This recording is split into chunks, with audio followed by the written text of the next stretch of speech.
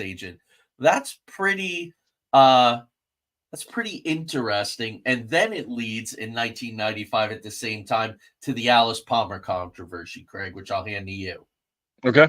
Yeah. So Alice Palmer, like I said, she's state senator. This what? So we just talked about. So she's just there was a sexual scandal of then congressman of that district that it's that doesn't really play much into this other than just typical thing. It's the power play. She's like, I can go up, move up to another position. I'm a well-known senator here in the state circle. So now I'm going to go for this congressional seat. Well, she's going to be running for this. That special election is going to be held on November 28th, 1995. So she's going to run for this. Well, Barack goes to her and says, I would like to run for your seat. And this is how the introduction thing goes. Well, he wants her to assure him that if she loses this special election, that she won't then turn around and run again for a thing. Well, she, the handshake deal. Yeah, I kind of agree. Long story short, what happens is she loses this special election, pretty handily, because you have Jesse Jackson Jr. is who ends up becoming this congressional seat, because obviously civil rights, that then, which I think if you actually dug into this, I think it was done on purpose, because one of those things, it helps this person move up the power chart. So it's and but what happens now is, so she loses this, she decides to rerun for her state Senate seat to keep in power.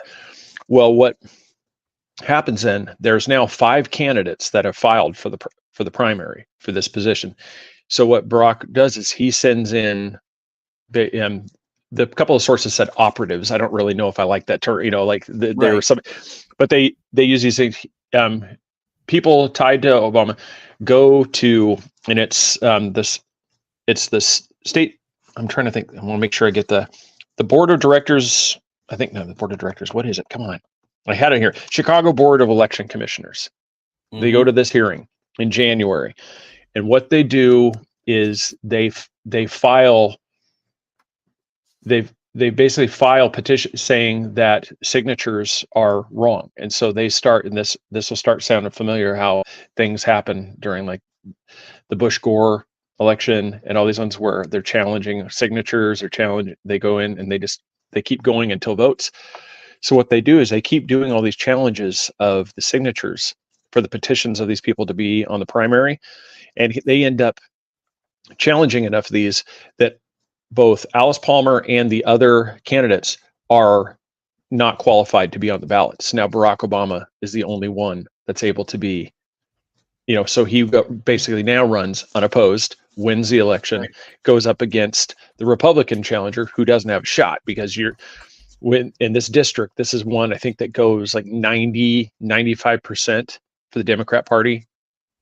So he was handed the election at this point in January. Right. So now he's the state senator, and so he's now the Illinois Senate from 1997 to 2004, which now Joey will take you into the thing, because this is how the whole Senate thing comes into play that he was talking about. There was one thing that fell off my notes that I want to talk about, because it binds, and I'm going to just drop it here in the chat room so that I can read it. Acorn. Yep. Which was an organizing group, Association for Community Organizations for Reform Now. Both Rahm Emanuel and Barack Obama were heavily involved with this organization. It was part of their grassroots work. Craig, as they started to move up and away, there were serious allegations of corruption, election fixing, and all that kind of stuff. That loops shuttling back, people in for elections. Yeah. Oh yeah. Yeah. That loops back to Alice Palmer and the way, because she went to him and she said, "Can you stand down, please, and not run? I really want my seat back. Like, look what happened to me." And he outright refused. Yeah. So now we're starting to paint this picture. So he's elected to the Illinois State Senate in 1996, and he serves until 2004. in 2003, he announces his candidacy for the U.S. Senate. All right. During that time, I'm sitting at home in a town called Brick, New Jersey. I'm sitting at my computer, and this news comes up on Yahoo or whatever, AOL News, whatever it was, 2003, that says that this Barack Obama was this big hit at the Democratic National Convention in July of 2004, delivering the keynote address. A guy who is currently a state senator in Illinois delivering Yeah. the keynote, right? Yeah, So just what was this freshman about? senator. Like I said, freshman senator. Yeah. Yeah. Real quick. I forgot the one of the real dirty things that kind of shows like the mindset is Yeah. in September 19th, 95. So this is prior to that her losing the election. Obama is quoted, and part of the quote is, "I want to empower disenfranchised citizens." Yeah. And then they proceed to go in that, not even 4 months later, ensure that people don't get their voice. They don't get a voice. They make sure Right. that their candidates are not able to be on the ballot, and he wins, thereby disenfranchising. Yeah. Well, he is the contradiction king, as we're going to continue to show tonight. So Craig, he's not even a first-term senator. He's only just announced his candidacy, right? Yeah. But Yeah, because he has, in 2004 is because he's not going to be elected until that that November. So, like I said, he's not even a U.S. senator at this point. No, just a state senator. So how the hell does this happen? Well, John Kerry, you remember him? John Kerry took a shine and said, "This guy is the future. We need this guy." That's BS. John Kerry is very much part of the global elite system. They said to him, "You need to do this guy." Craig, we're probably never going to know the truth of exactly why Barack Obama was chosen. That we don't quite know. We've managed to track the path. It's clear that he was chosen, he was groomed, but what was it exactly? Yeah, Same thing with Bill Clinton, right? Yeah, I don't know. Like I said, regardless of how you feel, the one thing that you have to credit, he is absolutely charismatic when he's talks. Yeah. He's not. He doesn't drone. He, like I said, there's the passion behind his belief, whether you agree with it or not. He's still at least somebody that has the conviction behind what he believes, Right. and that was the thing. Like he would portray that, as he said. I mean, yeah, his position would change, but he would sit there.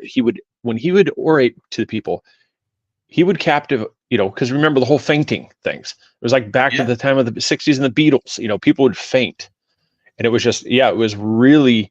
It was actually something to actually watch when he did these speeches, because it was just he would captivate an audience, and I think that was probably one of the things that was probably one of the clue. I mean, it's a little nod. Hakeem Jeffries, he's a current congressman. Yeah, he really it's Obama-esque. it bells is, going and off. so was Bobby Jindal down in New Orleans. That didn't work out. So it doesn't always work out. Sometimes these people, they were floating, the girl, oh man, is she from Arkansas? It wasn't Huckabee. I'm sorry. Maybe South Carolina, talking about the border, and they had her do the State of the Union rebuttal, and it totally blew up. Yep. They test these people. So anyway, just remember, talking about favors and looping back here, John Kerry succeeded Hillary Clinton as Secretary of State and was very much the architect, I think, Craig. I really paid attention to Secretary of State. First of all, Kissinger groomed all these people. So you need to know that right there. It's the Kissinger world chess game philosophy, and they were all answering to Kissinger and the rest of the board. Now that you said that, it actually just made me start, I think you have something there, because what is the Secretary of State if not like the head of all ambassadors? Right. They are the ones that are actually like in the forefront of, everybody sees the phone call, the president's on the phone call. Well, who arranges that phone call? The secretary, the Secretary of State, office is the one that goes through this. And Lori, I just saw that comment. Yeah, there is a YouTube link. I'll share it here in there right now, Craig. Okay. Yep. Yeah. So it's now that you said it, it's because when you're talking about the way Kissinger did it, John Kerry. I mean, you just go down the list of secretaries of state. There's one. It's just I think some of them aren't as much of a power broker as other ones are because because definitely they broke the mold to Kissinger. Yeah. I mean, he was he was one, but I mean Hillary Clinton definitely was. She was power hungry too. Oh yeah. Yeah, and it's. I mean, Yeah, we're going to talk about her yeah, because and they, that's as my son would say, pick a lane. Madeleine Albright was another one. I wanted to make sure I got the facts straight. Mhm. She was another Kissinger puppet. And then we have, right, who's Sec State now? Anthony Blinken, right? Yeah, he's more of the ones. He's kind of like thing. I don't think he's a power broker at all. I think he's a yes man that's doing what he's told. But yes, because he has ties Yeah, to Robert Maxwell through his yeah. father. I think Very, I hate yeah, to say it this way. I think he's a useful idiot yeah, yeah, in this in this especially one. for Yeah, Israel. Yeah, that was yeah. his It's job, Israel. Right. yeah. So they have their things. So yeah, so November 2004, of course, he wins the US Senate election, bipartisan efforts, advocacy. He did play the bipartisan thing much better than Trump did, much better than Biden managed to. Um, he serves on the Foreign Relations Committee. He Mhm. serves on the Homeland Security and Governmental Affairs Committee. These are pretty powerful committees for a first term senator, Yeah, arguably.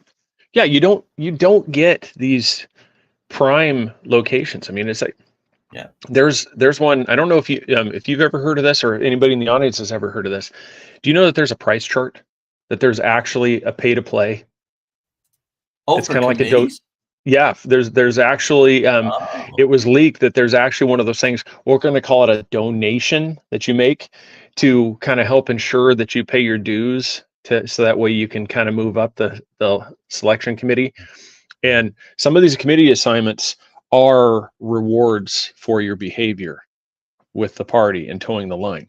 You don't just come walking through the door and saying, "Hey, come over here," and you're going to get the prime one that the senator or the congressman that's been there for 12 years wants. right, You don't just right. suddenly leap that. So, like you said, once again, here's another feather in the cap of he knows somebody.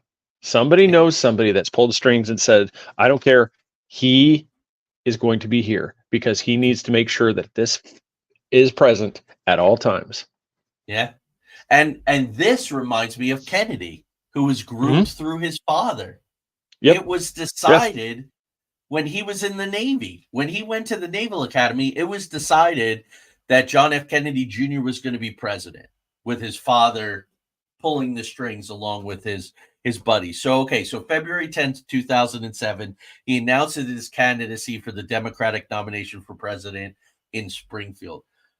Craig, I don't know where the fact fiction, they just came out with this Kona Blue UFO reverse engineering program. The story broke March 8th, and now it's back in the news cycle today. I think because Tim Burchett got so pissed off yesterday and said these Hmm. defense contractors are arrogant, everything's so compartmentalized. We'll never know the truth. I fall asleep in these closed door hearings because they won't tell us anything. What was Basaggio talking about? He's talking about Clinton being chosen way ahead of time for president. He's talking about Obama being chosen way ahead of time. But then he talks about Yep. Mars. It's like the Yeah. He Project was all over Montauk he was all stuff. over the place. Yeah, are they metaphors? Is it a way to get some truth out there, but to put it in ridiculous terms? Like Ancient Aliens? Yeah. It's weird. Sorry, people. I don't know what's going on with my lights. It's like I've got a huge spotlight on my face. I don't understand what's Like going on here. So, don't um mind me. I'm a ADD squirrel over here. yeah. Um, let's see. What did Charles say? When JFK's elder brother died, he got the opening to the crown princeship. Yeah, exactly right. There was a lot of that going on. So the Democratic primaries, he faces off against Hillary Clinton. This whole group is very interesting.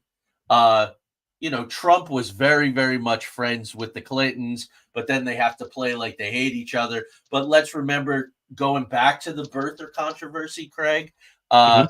Trump jumped right on board with that. That was his entree into American politics in a way. And I Yeah, think he did it on behalf of the Clintons. yeah, and it was low hanging fruit. I mean, Yeah, it was definitely something that was super easy to, it's like it's that, it's like Trump does anyway. He likes those really quick quips. If he can get something, it was. I mean, I almost liken it to what happened to Dan Rather. He could not resist that fake document of George W. Bush. It was right. that confirmation bias. It was so perfect, like this birther thing. It's so perfect. It is dirt. I've got this thing. I can just throw that thing out there. Well, you're like, it's not really that. It's not really the thing. It's Yeah, just it's just like we talked at the beginning. No matter who, I don't care what it is. You're born to an yeah, American citizen. You're an American. I go, that thing should never even gone anywhere. I don't understand how that even got legs, even from the Clinton campaign. yeah. No, but it Yeah. pushed these guys forward. And like Charles is saying, the second best way to lie is to tell the exact truth so unconvincingly that no one believes it. So there were Ooh, issues with his paternity, so you dress it up in something ridiculous. It's what they do he, on Ancient Aliens, I have to because find. the guys are, with the exception of our dear friend Reverend Carter, there's a bunch of kooks on Ancient Aliens. And that's why Yeah, a lot of that information is allowed to get out, because it's being delivered by kooks.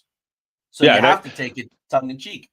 I don't want to jump ahead here, like I said, but based off that thing, one of the people that was one of the czars during Obama Yeah. presidency, Yeah. that's one of the things that they did a little thing. And as we get up to that point, I'll retouch on this. Obama's one of the biggest things that they did wrong was they peeled back the curtain and we got to see who the wizard really was. Yeah. And that was their mistake. They got so arrogant that they actually allowed you, me, everybody in the audience, you actually got to see how the inner workings of these things happened. And that was the problem, because what we used to think was, hey, if we vote for our congressman, we're going to make a change. Well, we suddenly found out that it has nothing to do with Bob, Jane, whoever's elected. It has to do with who's the director of the EPA that makes a regulation. And these regulations are actually the laws that change and affect our very life. And those aren't governed by Congress. Those are ones you see Congress, they'll go, yeah, all right, we confirm Bob is the director of blah, blah, Homeland Security. Right. Well, the Homeland Security is the one that's making the regulation that determines whether or not you can get on a plane. Yeah. Yeah. And now that we're moving into his presidency, there was a lot of that kind of stuff. There Mm-hmm. was a lot of dismantling and movement, a lot of damage that was done. I will tell you, when Obama and Hillary Clinton were on the ballot in West Virginia for the presidential nomination, a write-in felon in the University of Texas prison system won the primary against those I two. know. Just a little factoid. Just a little factoid there. So yeah, I have so a he's pen and nominated. I have a phone. It's up to you Yeah, which one I use. yeah. Uh, so he chooses Joe Biden as his running mate. Why? This is the friend of the banks. Because 2008 just happened, and now the banks are resetting, and they're setting Yep. their stuff, and that's why he brings in Joe Biden. Because look, folks, Joe Biden is stupid. He's inarticulate. He uh was exposed as a US senator of plagiarizing other people's speeches. The guy was not electable. He should never be in the White House. He ran over and over and everybody laughed at him. But he's from Delaware. It's the banking capital of the United States. And Mhm. so that's why he was brought in. It wasn't for demographics, right? This is No, the trend that we see. yeah, he was literally, like you said, he was a friend of this industry, that he had them, and it was his political connections. It was his connections in the machine, and That's the same reason why he, like this last election, is that you can see he is connected to the machine, which is why, because that's Trump's Right. term, things went off the rails. Biden gets Yep. elected, you notice it's right back on track. The machine's Yep. right back on track, chugging along like it was supposed to be. And that's why he was brought in. It wasn't anything like, well, we got to keep it, keep this guy under check. It's like, no, he was used strictly for that purpose, and he served the purpose. Right. He was a facilitator, and he's still Yep. serving a purpose, just a different purpose. So he wins, right? He runs against Republican nominee John McCain, who didn't really have a snowball's chance in hell. It was all friggin' fixed. First African American president. And I will say this, Craig, I disagreed with his policies. I didn't trust him. I knew he was bought and sold the night he gave the DNC space. And people, right? Keep in mind, I was running a social justice theater company and art and education school. And anytime I disagreed with Barack Obama, it was, oh, you're prejudiced. Obviously, you're prejudiced. Yeah, well, that's the thing, because you remember to be able to play. Do you remember the arrest of the professor? Yeah, I think it was the Columbia, and how he handled that. Yep. That was at the moment. I told people where here you can see who he really is. Like you said, he tried to mask it, but he would still tell you who exactly he was. Prior to his election, we were actually looking at a generation that was going to be one of the least, focused on race that we've ever had. Barack gets the thing. Not only did he not capitalize on that, they rolled back to where it was actually the device.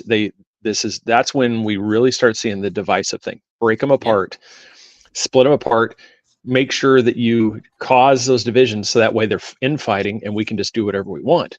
Because all I'm going to say, like you said, we have the first Black president in the history of the United States.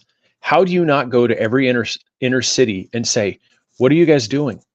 Look, this is what you can achieve. I just became president of the United States.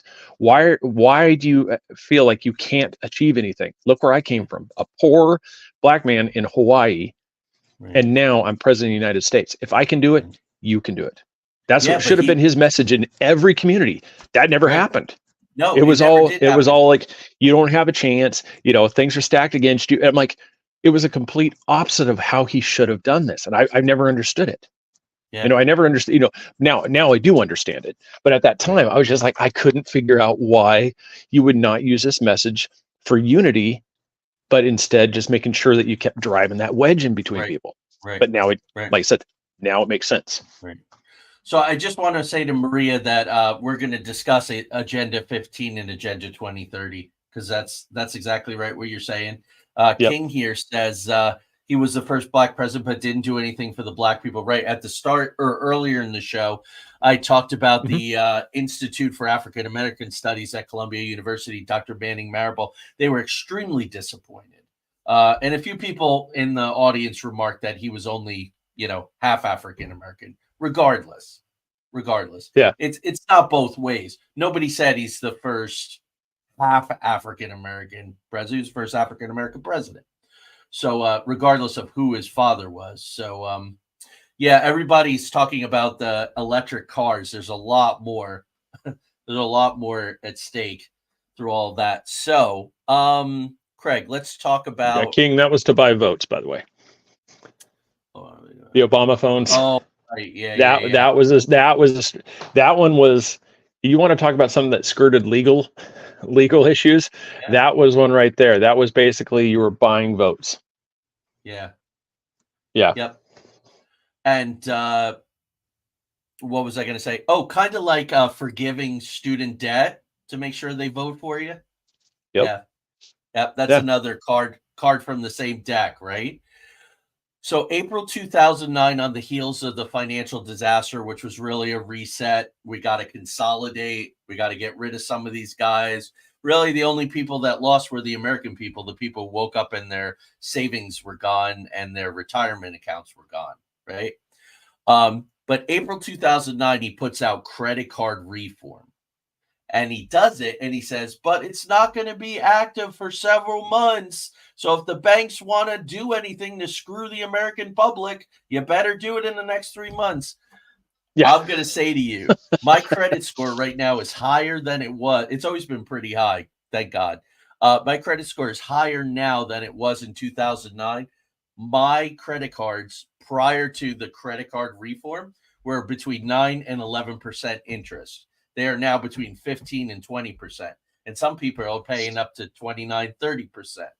So it was all bullcrap under his watch with Big Bank Joe at the helm. Well, and that's Joseph's thing too. That's kind of where one of the things too. It's like, yes, the stimulus check. On the surface, it looked like this is going to help. This is going to do these things, these buybacks.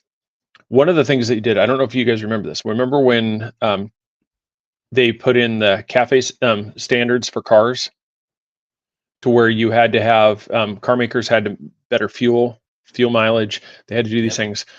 And everybody got that credit. If you turned in your used car, you got this credit. Well, what did this do? When you turned in that car, they couldn't resell the car. It had to be destroyed. So what we're suffering now is the lack of used cars on the market. Yeah. This is one of the effects of that. Half the time. Yeah, and the special, electric cars, you have these issues coming up. And the stimulus checks, for anybody that wants to know why we're having inflation right now, that we are suffering from what happened. Now, we are, as Reverend Wright said, the chickens are coming home to roost. Yep. And that's what's happening is right now. It's everybody was like, I got my Obama money, I got all this cash. Well, they didn't think of, nobody cared about the next time. It was about the now.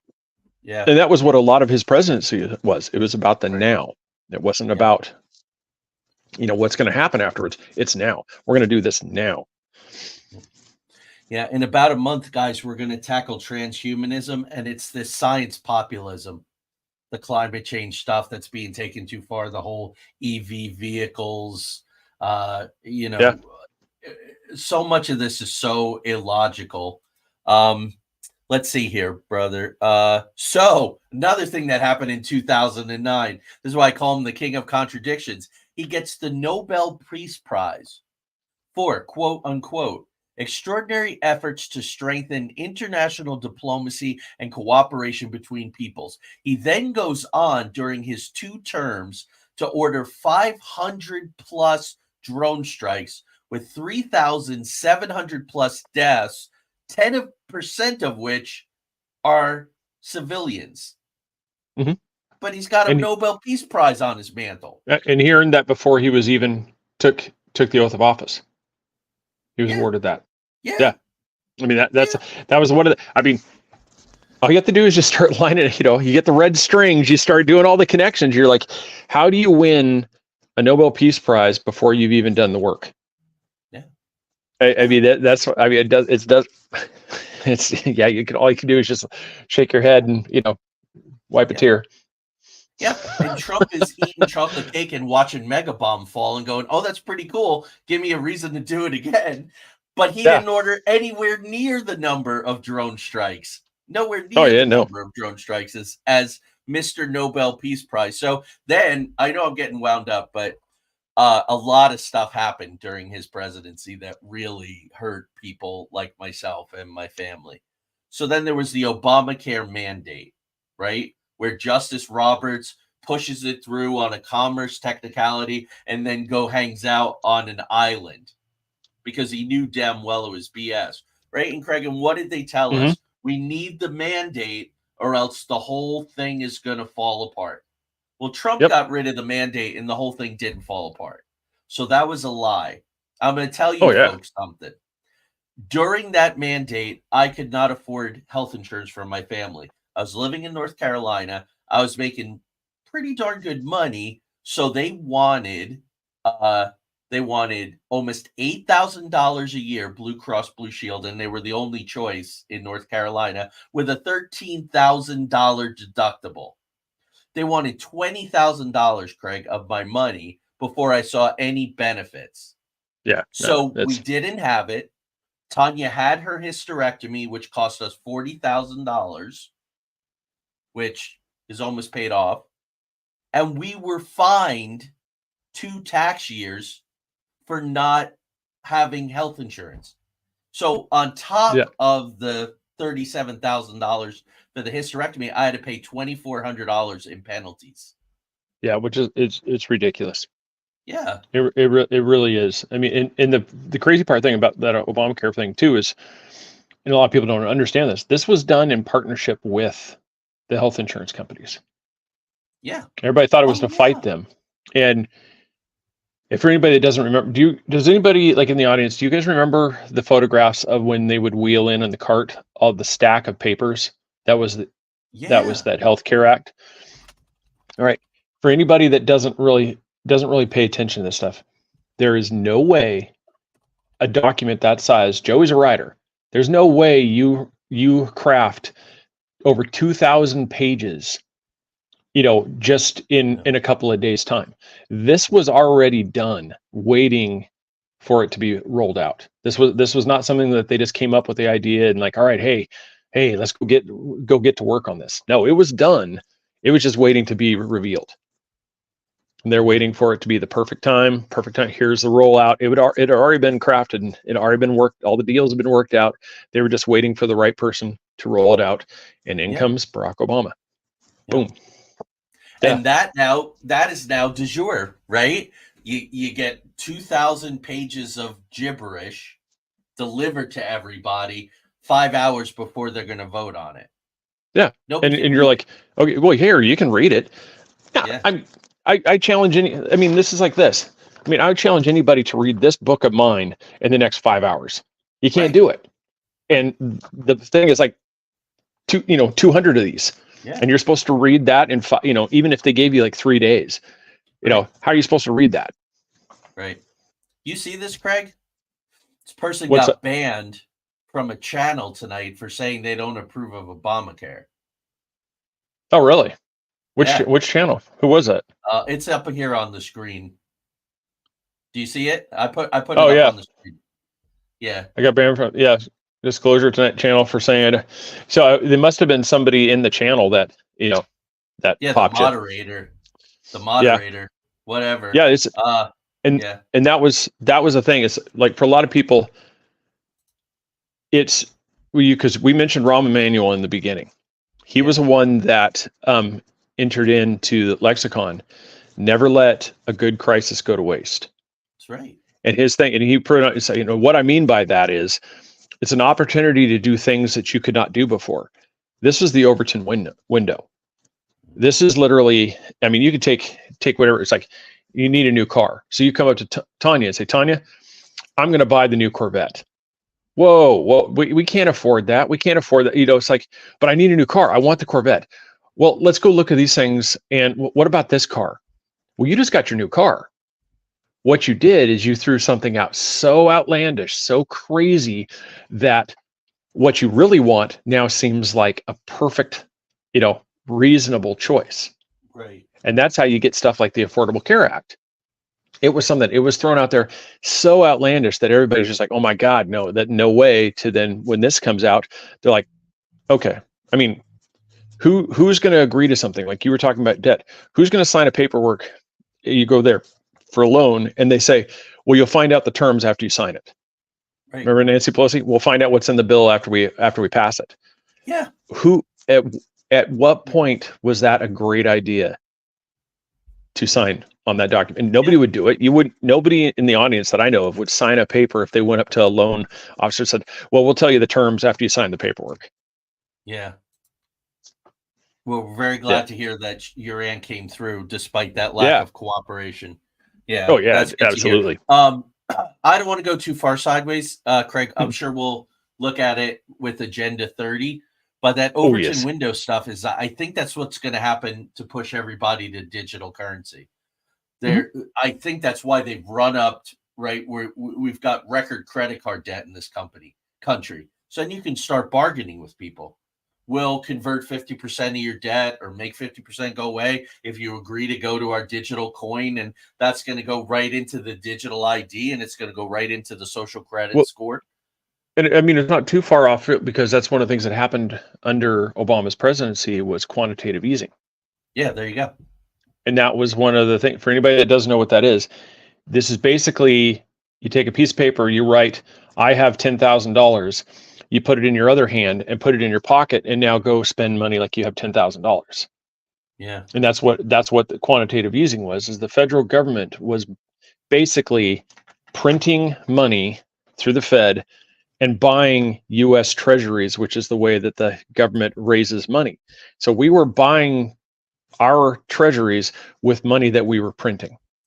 Right. And that's why we have inflation going out of control, is because we have this, and this happened, just like Joey said, I think this was done intentionally. This was done for the simple point of, one of the things that happened during his presidency is they talked about bringing up the standards, with world. Well, there's only one way to do it. You can't bring the world up to the American life standard. There's no way we can do that. So the only way that you can level the playing field is by knocking down the ones on top down, therefore making it feel like it's even. And that's the way you topple that is, the US is, like I said, if you do, and that's where, like, a lot of his things, and you started seeing these things, it was through self-regulation. Yeah. If you, like where we talked about the cars, well, I can't take your vehicle from you. You will not give that up freely. But if I give you an incentive, if I give you a check and tell you, it would be great if you went for this car and went here and got now, just like the Overton window, now you bought the electric car. Now you bought these things that we bailed out GM. Now you're buying the Volt. Now you're buying these cars that we wanted you to buy anyway. And now you've done it on your own. We're going to use quotes, free will. Yeah. And that was one of the things, and this is kind of where the sinister, part of this mystery comes in. It's just, you can see he was definitely following a plan. There was a plan to move these things along, and they hit at so many fronts all at the same time. Unless you were like diehard watching this thing 24/7, you really can't keep up. Because I mean, I can guarantee you, there's some people watching this thing. We've talked about things that they either didn't realize or hadn't even thought about. Yeah. Yeah. So I want to, before we wrap up here, just a couple of things. Of course, Benghazi was under Obama and Hillary Clinton, September 11th, 2012. Who knows what Benghazi was about? It seems to be the most that I could find. I started digging. U.S. government covert arms transfers between Libya to Syria via Turkey. That's what I came up with. And that that the ambassador arms transfers. Well, yeah, because the ambassador was meeting a Turkish general in that consulate, doing the thing when things went south. And the reason why Hillary Clinton and Obama administration would not do anything about it is, we cannot get caught, a la Iran-Contra affair. We can't get caught running weapons to a terrorist organization in Syria, because this organization was doing the proxy fight against Russia and the Syrian regime. And so they were doing our bidding, fighting as we always do, but we couldn't get our hand caught in the cookie jar. And so that was one of those things. So that's where, when you see these things, so many things got exposed during this administration. We could talk about Libya, why Gaddafi was killed. Right. Because he was actually getting ready to break Libya off of the world economic, he was going to take them off of the money tit. Yeah. He was actually going to break free and be an independent from the thing. They can't have that. You cannot have a power, somebody that's not on the team. And so he was taken out. Yeah. Yeah, and that was exactly it. So the stand down order preventing military assistance, she misled it by attributing the attack to spontaneous protests sparked by an anti-Islam video. There was a weird lack that nobody of security. Saw. Yeah, so it goes on and on. So Charles says we have the pedigrees of the puppets, but who are the puppeteers? I really think, and Reverend Carter alluded to this last week, it really is these ancient families who are convinced that they have like these ancient bloodlines, and they're tentacled, they're leviathaned, octopused through the entire system. I do think it goes back to them. And I think too that Project Paperclip, bringing the Nazis over, World Economic Forum. We've talked about this, so we'll talk about it again. Mhm. 2012, he beats Governor Mitt Romney, who was a very moderate Republican, but needed to find a place to sit to run for president on the spectrum of candidates. So he's about trustworthy as nothing. Also, Romney's father, right, Craig? The Well, you little want the island in yeah, Michigan. you want the conspiracy on this one is Yeah, he was basically told to stand down yeah, because he was actually winning. yeah, After that second debate, it was basically like Muhammad Ali. He wrote rope a dope. He actually rocked Barack Obama. He was actually he was actually starting to all he had to do in the third debate was he basically just had to tread water. He was really making progress, and then all of a sudden people were like, why isn't he doing, and he just started. And that's one of the things is he was basically told it's in your best interest that this does not, you yeah, know. yeah. And so he backed off. And then I was, because how does this guy suddenly go fall out of favor like everybody else does? They kind of go off into obscurity. How does he suddenly become, senator, keep moving on, moving along? It's because he was rewarded for being a good soldier. Right. That's exactly it. And I know we're going a little long tonight, but not too bad. No, we're good. It also reminds me, Craig, of Bush, George Herbert Walker Bush, running for re-election and then just kind of giving up the ghost in the middle of the campaign, and Yeah. Clinton just running away. I don't think anybody told Bush what to do. I think he was one of the most powerful men in the world. And he knew where the bodies were buried. He knew where the saucers were hidden. He knew everything. But I think it made more sense geopolitically for it to happen. Either Yeah. that or the only reason let me put it this way. Maybe the only reason he ran was that he could make sure to be beaten. Yeah. Throw in Well, the fight. Throw in the fight. yeah. That's kind of the thing because it's one of those. I mean, show my nerd thing with Star Wars. Strike me down, I'll become more powerful than you could possibly imagine. Yeah. Yeah. Better to Because do things now, in the shadows. yeah, now Yeah. you're back. You've Yeah. made me more connections, and now you're off. You're Yeah. you're not as Obama, like we talked about. Yeah. He's behind the scenes, but he's there because how many former presidents are continuously showing up at the White House? He is the only modern president to not leave Washington, D.C. Yeah, yeah, after. he hasn't. Yeah. Yeah. Yeah, he hasn't gone back. He hasn't done like Bush is on the ranch. He got everybody else had just kind of went Yeah. to their own thing. No, he's actively there, and so it's like, yeah, he never went away. So here's No. the quote. Thanks for the setup. December 1st, 2020, he's on the Stephen Colbert show, and he says this: if I could make an arrangement where I had a stand-in, a front man or a front woman, and they had an earpiece in, and I was just in my basement in my sweats, looking through stuff, then deliver the lines, but somebody else was doing all the talking, I'd be fine with that. I think that's what he's doing. Cue Joe Biden. Yeah.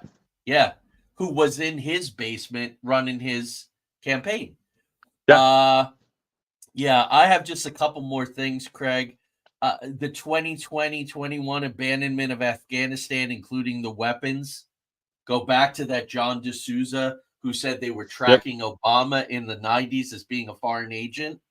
That was Obama's MO throughout his presidency. He runs it country by country. We would go into countries where we didn't need to be there, and then we would leave, and we would leave Yeah. shit there. Yeah. So this is Yeah. a pattern.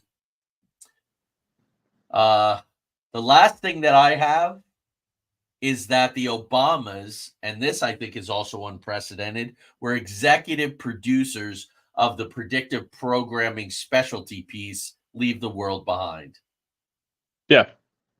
Yeah, they, and it's kind of one of those things. It was you definitely they've. Like I said, there's not many. Like you said, when you go to like they always kind of do their little side projects, but this one you can see they are on the forefront of the social engineering. Like you said, leave the world behind. They're doing, like you said, they're doing these things to just kind of like they're nudging. I mean, it's not really subtle if you're following it. We'll talk about it in a couple episodes here. The 2030 agenda. Yeah. Leave the world behind. A lot of that's in there. Yeah. Craig, a little on-air scheduling here. We actually have transhumanism on May 2nd and Agenda 30 on May 16th, but I would like to switch them. I really think we should follow tonight up with Agenda 30. Sure. Sound good? Yep. Yeah, let's present that, and then the ramifications of Agenda 30 are really this transhumanism thing, which is sick. It's just sick. It's like this weird hatred of the human race, which makes no sense to me. Let's become cyborgs. Let's become robots. What? It's weird. It's one of those. I've talked about this several times with some people too. It's like it's the true double-edged sword. It's like you can see how it has amazing benefits, like implants. I mean, who doesn't think it would be amazing if your loved one has Parkinson's? Like take Michael J. Fox, that you can suddenly put an implant in there and bam, Marty McFly is back. He could do the act. He's back. He's normal. He's great. And it's like, you're like, okay, this is amazing stuff. But then you realize you're actually you're beholden to somebody in the other end could shut you down at any moment. Simply through a hack, through the thing. You have this thing with these benefits, and then you realize, what if somebody decides to, on a nefarious side, actually use you in something you wouldn't have any control? You would actually at that point zombie, type thing. You would be in these things, and that's one of the things that, like, when we're getting to transhumanism, because I can see these things. I mean, who doesn't want to live forever? You can download yourself into this device, and you're now, Joey Bot 3.0, is going around, and you get to talk to him forever. But at the same point, yeah, they said, so this could be a fun talk. It's good. Yeah, it's important. Thank you all. I really appreciate you all coming. Like I said in the chat room, I'll say it on air too. Thanks for the 3B Beard crew for coming out and joining us. I hope you'll keep showing up. We'll keep trying to work hard for you. Follow and subscribe and that thing.